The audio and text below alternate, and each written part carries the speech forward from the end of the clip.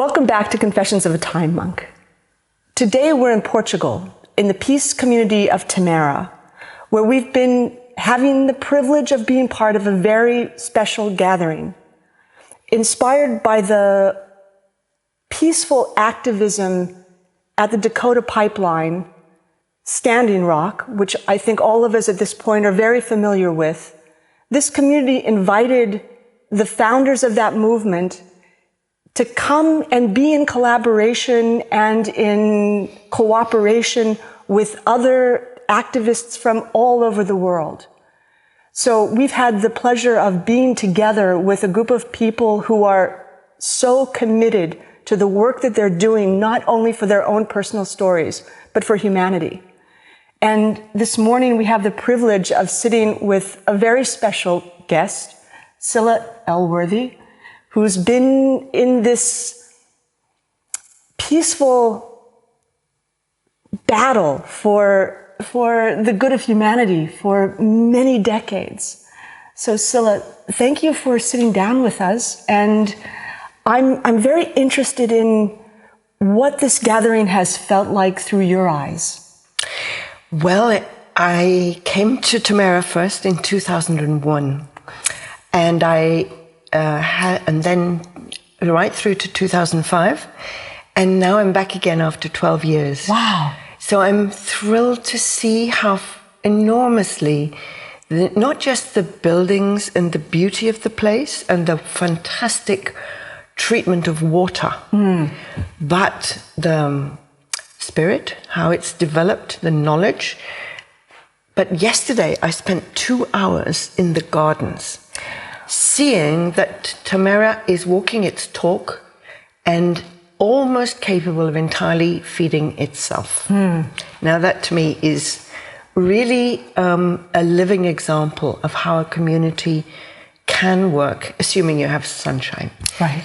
But the gardens here are just beautiful and filled me with, I'm a gardener myself, so it filled me with joy. Wow. And the gardens and the example that Tamera is setting on a practical level, they're also, in a sense, exporting in terms of their work with other communities worldwide. Yeah, Tamera is very good at doing that. And they're good at working alongside others, because there are many organizations now that are supporting and helping to develop locally led peace-building initiatives. In 1999, my organization did a piece of research to find out just how many effective locally led peace initiatives there are in the world. And we were able to research and account for 350 who were effective. They weren't just aspirational, they were actually delivering the prevention of war. And we did the same. I just want to give you this statistic because it gives us a lot of hope. We did the same exercise of research 16 years later, and we found that that number had more than quadrupled. And what year is this, the second? 2016. 2016. And so that means that during those years, the initiatives to stop people killing each other, basically, using the knowledge of people in those communities. This is the key, because local people know how to resolve their own conflicts. Right. All they need is encouragement, some training, and media coverage. That is crucial for them, because it keeps them safer. If a woman in northwest Pakistan, for example, Gululai Ismail, who is having spent 10 years getting young women into school, along with Malala Yousafzai, who got shot in the head for doing that, she now goes into the madrasas, identifies the young men who are being trained to be jihadis, goes home with them to their families, and sits down with the parents and talks about why the Quran would not approve of suicide bombing. And she has so far dissuaded 203 suicide bombers. Wow. So that's... And this is testament to the... So the thing about Tamera that so inspires me is this interhuman connection and how fundamental that is. And this aspect of the better we know ourselves, the better we can know the other, because we're able to be more revealing of ourselves. Absolutely. I mean, this to me, this is key to the whole thing. Because those who have done the inner work, who have examined their own darker sides, and who have resolved their fear and their anger internally and worked on it, those are the people who are really effective in the field. Because their ego isn't out there trying to push a point of view. They're not trying to lay the blame on somebody else. They've dealt with those big, big issues.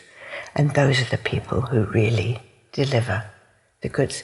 Desmond Tutu, I worked very closely with Desmond Tutu, and he said to me, if you want peace, don't talk to your friends, talk to your enemies.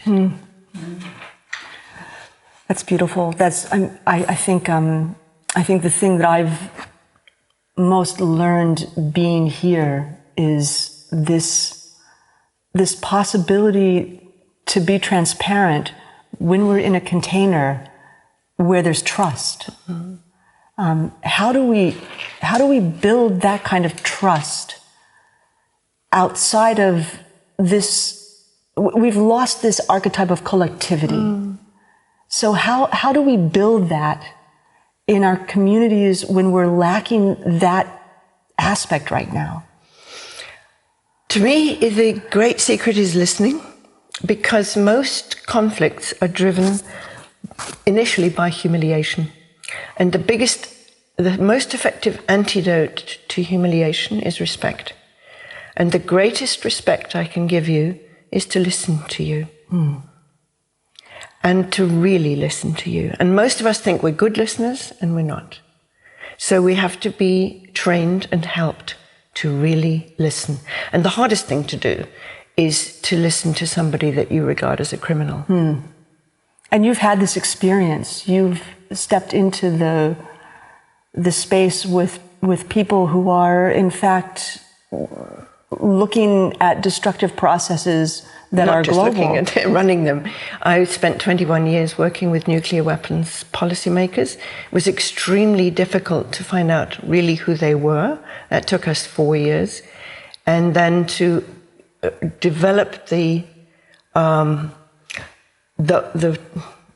trust and the methodology to bring them into the room, to talk to their opposite numbers from other countries, from China, Russia,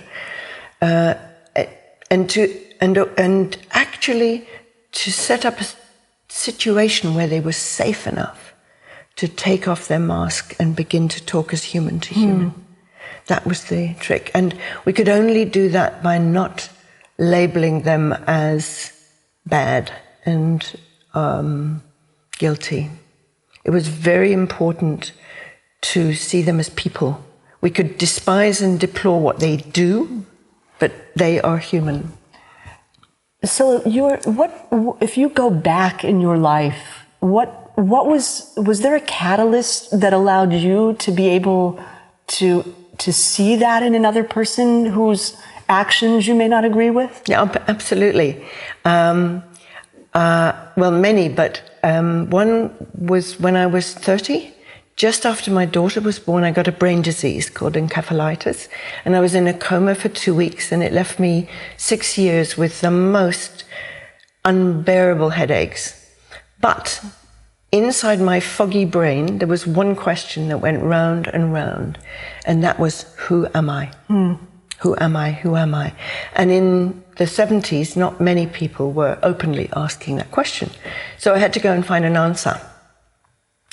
And so finding that answer gave me the realization of the importance of inner work, the importance of understanding. Really, it's developing like a helicopter view.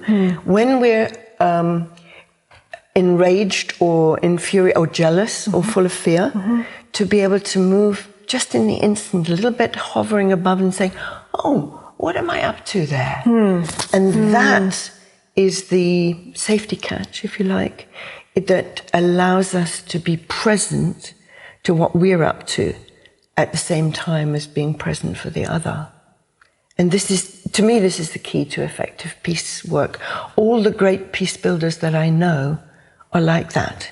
Even Mandela, or more than ever Mandela, I think it was the second time I worked with Desmond Tutu and Peter Gabriel and Richard Branson on Building the Elders.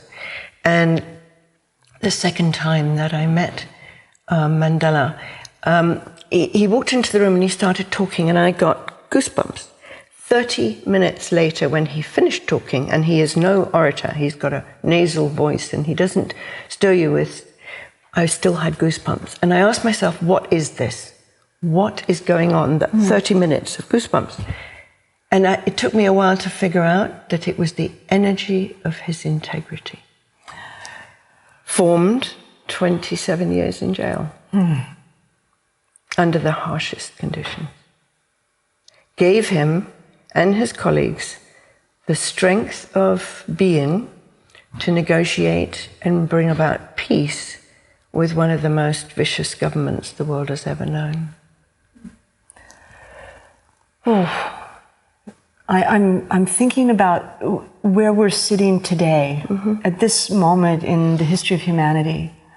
And do you feel we have a critical enough number of people on the planet right now who are able to step out of their personal to have that kind of perspective? Do you feel that growing right now? Oh yeah, no question. There are communities like Tamera, like Damanhur. There are, I just notice it all the time, particularly with people from the age of 18 to mid-30s, pouring into my inbox, pouring into wherever I go, saying, what can I do? I'm ready, what can I do? And so I ask them 3 questions. First question, what breaks your heart? Because when we know, there's where the energy is. Second question, what skills have you got? Are you good at social media? Can you organize? Can you engage people and bring them in? Can you build a team? Are you good at finance? That sort of thing. So then I say, okay, marry your skills with what breaks your heart. And then you get the energy there. And what that produces, being able to apply what you do best with what you're most passionate about, therein lies joy. Scilla, what breaks your heart?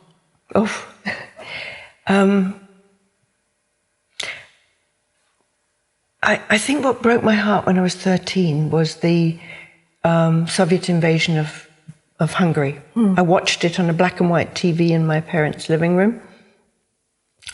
I was 13 and I rushed upstairs and started. This was Soviet tanks powering into Budapest and kids my age throwing themselves at the tanks. And I rushed up and I started packing my suitcase, and my mum came up and said, what are you doing? And I said, I'm going to Budapest. I had no idea where Budapest was. And she said, what on earth for? And I said, something so terrible is happening there, I have to go. And she said, don't be so silly. And I burst into tears. And bless her, she got it. She said, okay, I can see this is breaking your heart. This is really important to you. You're too young to be helpful. You need training. And I will see to it that you get trained if you just unpack your suitcase. And she did. She sent me off at 16 to work in a camp for survivors of concentration camps. And then I went on to work with Vietnamese refugees. I worked in orphanages in Algeria after the war, and so on, till now. But that's what broke my heart, was that the appalling power of a tank and a human body, and the courage of the human body to resist. And this is what we have to stop. It's absurd for humanity, knowing what we know, with the skills and the technology at our disposal to be still doing archaic things like bombing Aleppo.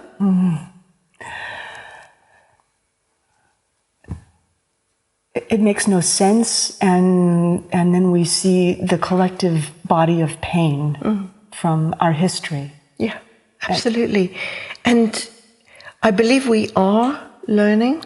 I believe we are now producing generations of people who are freer of that, what I would think is an archaic result of 3,000 years of the marginalization of the feminine.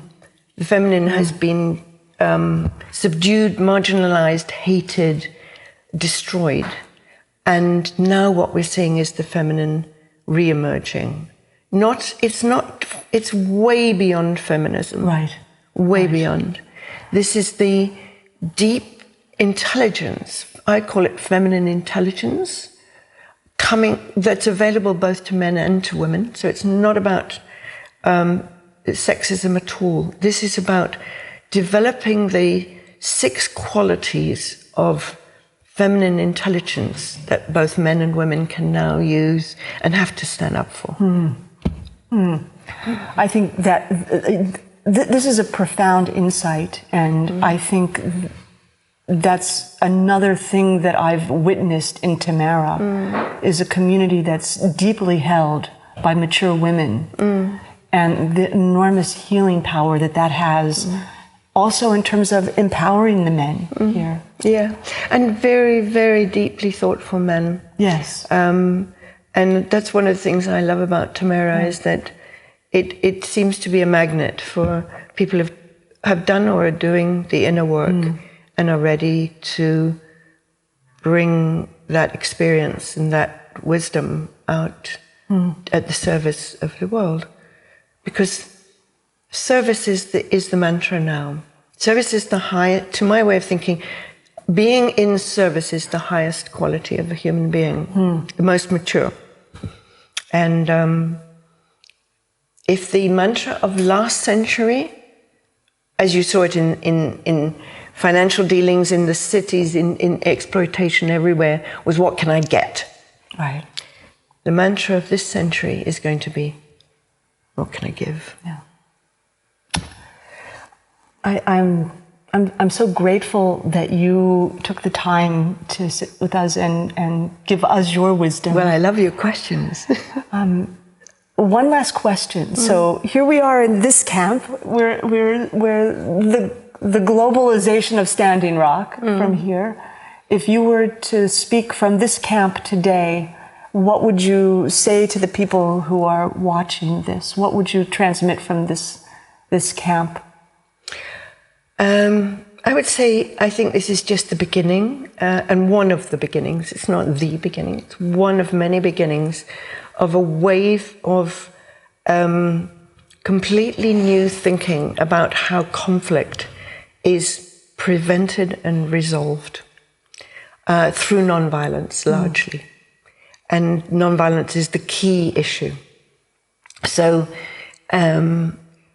what we're going to be seeing now is more and more human beings, unarmed, not angry, standing up to massive police power, military power, and that becoming the way forward. And what is happening in the minds of those soldiers or those police who are completely covered as though they're not human anymore, they look like Martians, inside those helmets and those shields is doubt. Yeah. Am I doing the right right thing? And that's what we're transmitting.